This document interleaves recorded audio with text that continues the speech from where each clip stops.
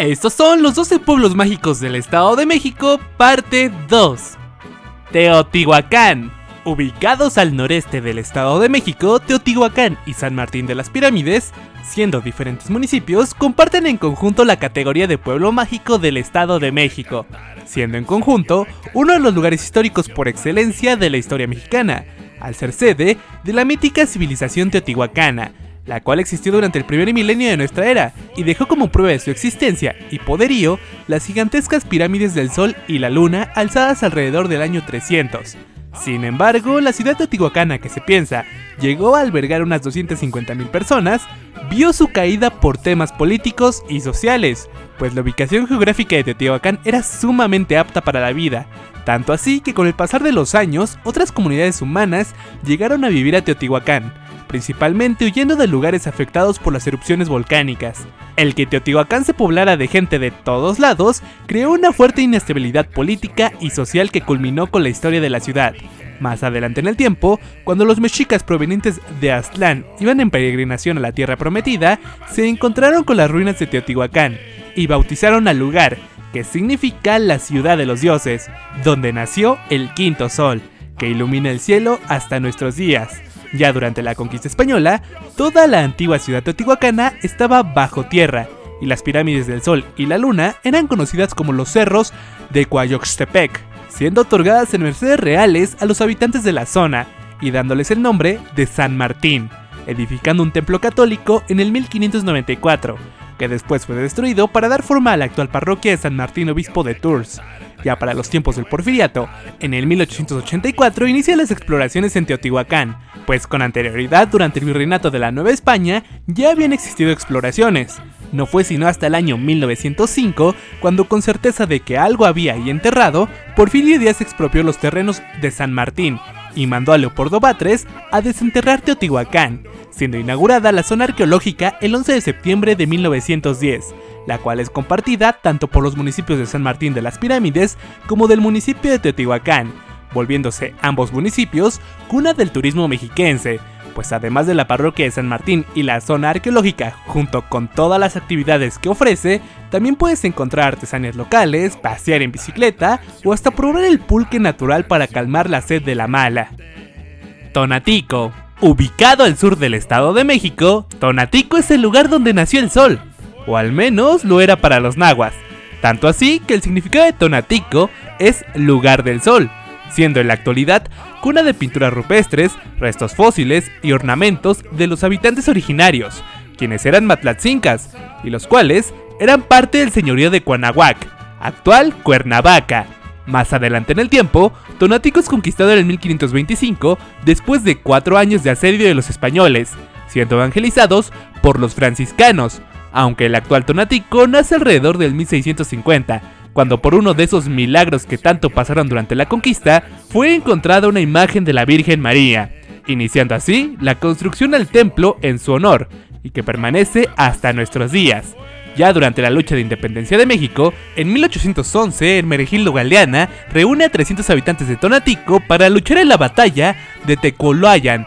la cual perdieron, aunque posteriormente se repondrían del duro golpe al ganar la batalla de Tenancingo de la mano de mi general Morelos. Pero también la gente de Tonatico pelearía en otras batallas en los siguientes años, especialmente contra franceses, aunque también siendo cuna de abuso de poder y otras batallas durante la Revolución Mexicana, que por cierto, el municipio como tal fue erigido el 1 de noviembre de 1870, iniciando con una historia de 154 años de existencia, y nombrado como Pueblo Mágico del Estado de México en el año 2020, gracias a su increíble herencia cultural, histórica y turística, representada en las Grutas de la Estrella, la iglesia de Nuestra Señora de Tonatico, levantada en el siglo XVII, el Salto de Zumpantitlán, entre muchas otras. Y claro, si visitas Tonatico, no puedes dejar pasar la oportunidad de comer el platillo típico del lugar, carne de cerdo con guajes acompañado de unos ricos frijoles.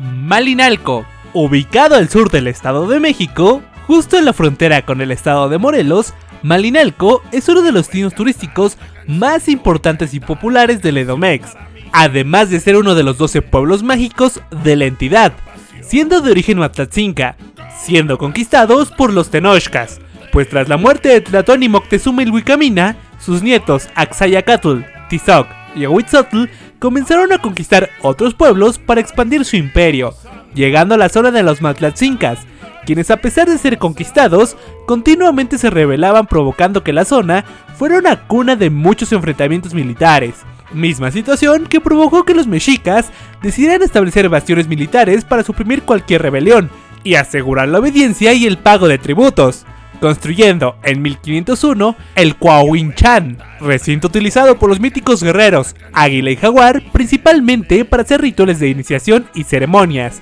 y el cual está construido directamente en la montaña. Más adelante en el tiempo, la zona de Malinalco es conquistada por Andrés de Tapia, encomendándola a Cristóbal Rodríguez, y siendo evangelizada por grupos franciscanos, dominicos y agustinos, este último grupo, quienes consolidaron la conquista espiritual en la zona. Posteriormente, la orden de los jesuitas llegaría para volver a Malinalco una zona azucarera gracias a la hacienda de Jalmolonga, siendo la principal actividad económica de Malinalco, el cual fue nombrado Alcaldía Mayor durante los tiempos de la Nueva España, naciendo como municipio el 1 de enero de 1826, siendo por los siguientes 90 años un lugar de refugio para distintos grupos militares durante los muchos conflictos civiles que azotaron a México. Pero en nuestros días, Malinalco se ha consolidado como uno de los recintos turísticos representativos del Edomex y de todo el país, siendo nombrado Pueblo Mágico en el año 2010,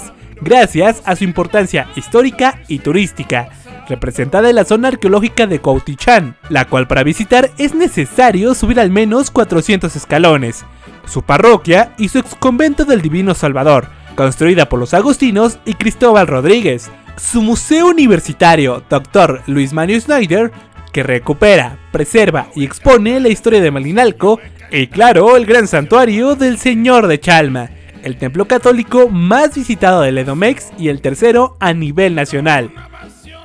Otumba. Ubicado al noreste del Estado de México, Otumba es uno de los 12 pueblos mágicos de la entidad, y junto a Jilotepec es el que más recientemente adquirió esa categoría el 26 de junio de 2023. Pero en la historia, Otumba es un pueblo de origen otomí, cuyo nombre original era Otompán, estando muy relacionado con Texcoco, y siendo uno de sus más grandes aliados, hasta los tiempos de la Triple Alianza Mexica y la mítica Noche Triste, pues tras la huida de Cortés de Tenochtitlán, junto con la mitad de sus hombres que aún quedaban con vida, Cortés fue acechado por una semana por los mexicas de Tenochtitlán, hasta que el 7 de julio de 1520 tuvo lugar un enfrentamiento decisivo contra ellos en Otompan, donde los mexicas sufrieron una terrible derrota que le permitió a Cortés huir a Tlaxcala, y un año después derrotar finalmente a Tenochtitlán. Y con la conquista española, Otompan fue encomendado a Martín Cortés, hijo de Hernán Cortés, siendo evangelizados por los franciscanos y construyendo un templo en honor a la Purísima Concepción.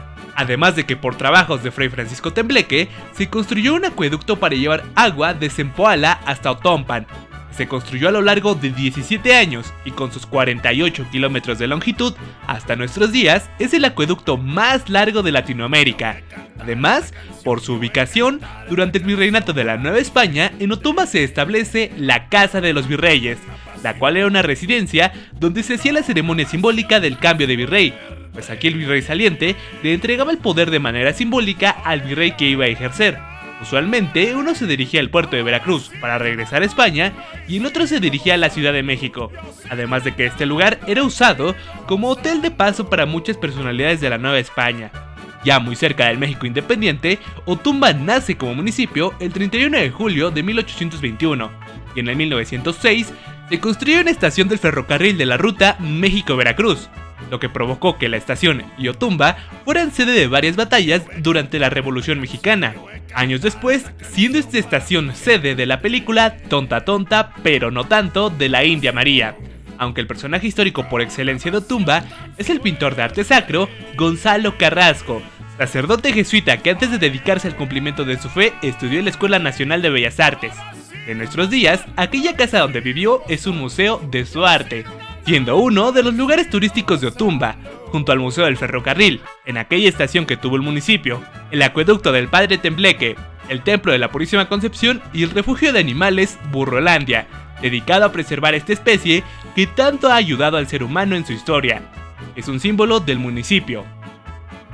Tepoztlán. Ubicado dentro de la zona metropolitana de la Ciudad de México, Tepoztlán fue el primero de los 12 pueblos mágicos que hoy tiene el Estado de México, adquiriendo esa categoría en el año 2002. Pero la historia de Tepoztlán se remonta muchos años en el pasado,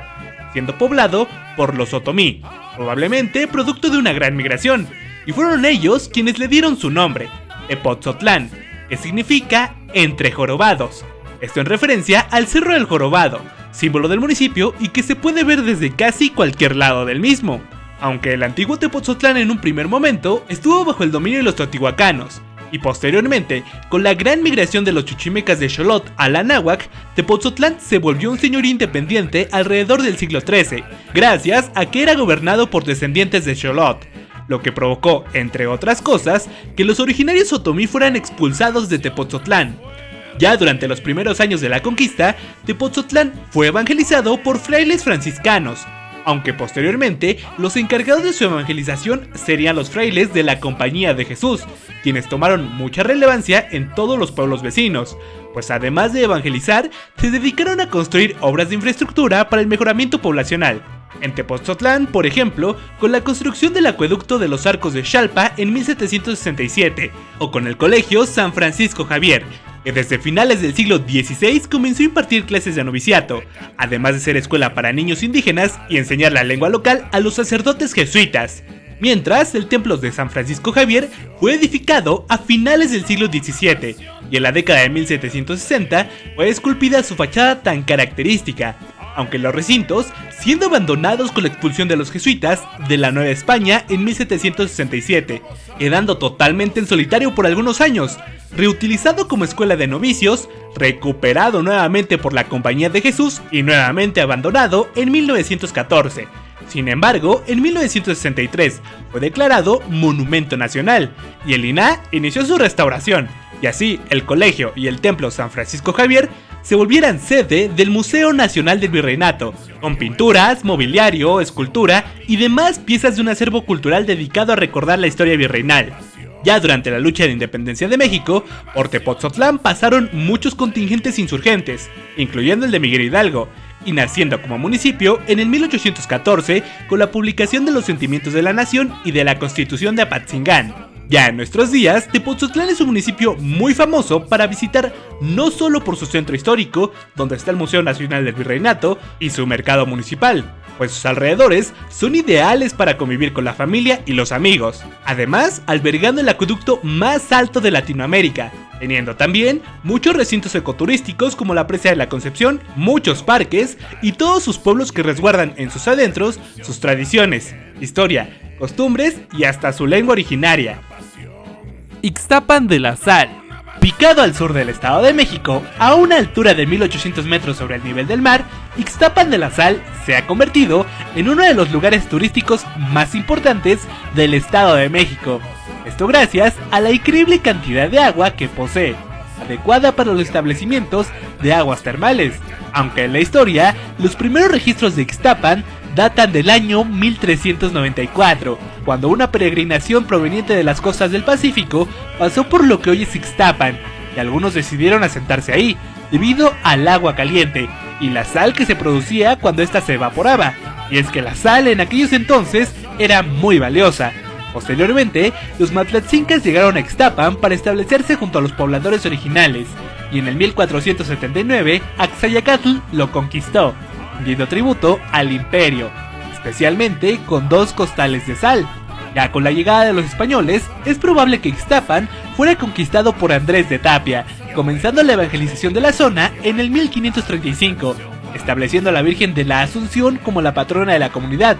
Ya tras la lucha de independencia, Ixtapan de la Sal se erige como municipio en el 1822, que por cierto, es muy curioso que el apellido del municipio sea de la Sal, ya que Ixtapan literalmente significa sobre la sal. Más adelante en el tiempo, en el 1850, se construyó el balneario San Gaspar, propiedad de un inversionista italiano, y siendo el primer antecedente para los balnearios y aguas termales, que hoy hacen muy famoso a Ixtapan. San Gaspar tuvo que cerrar en 1910 por la Revolución Mexicana. pero en 1931 se realizó un estudio que determinó que el agua de Ixtapan beneficia los tratamientos de articulaciones, por lo que mucha gente comenzó a visitar San Gaspar, el cual era arrendado por el gobierno municipal. Con el tiempo, la concesión se le fue dada a un empresario de apellido San Román. Sumado al apoyo de Isidro Fabela, durante su mandato como gobernador del estado, resultó en que Ixtapan de la Sal tuviera uno de los destinos turísticos más atractivos del estado, siendo esta su principal fuente de ingresos, que en 1997, con la aprobación del Fondo Mixto de Promoción Turística de Ixtapan de la Sal, se le unió al mercado de artesanías. Así, hoy este pueblo mágico del Estado de México recibe miles de turistas anualmente en sus dos balnearios principales, su mercado de artesanías, producto de la mano de sus habitantes, la parroquia de la Asunción, las grutas de Estrella y todos sus parques ecoturísticos, además de su zona arqueológica que es refugio de su historia. Porque esto y más es Ixtapan de la Sal, es historia, es cultura, es tradición, es Estado de México.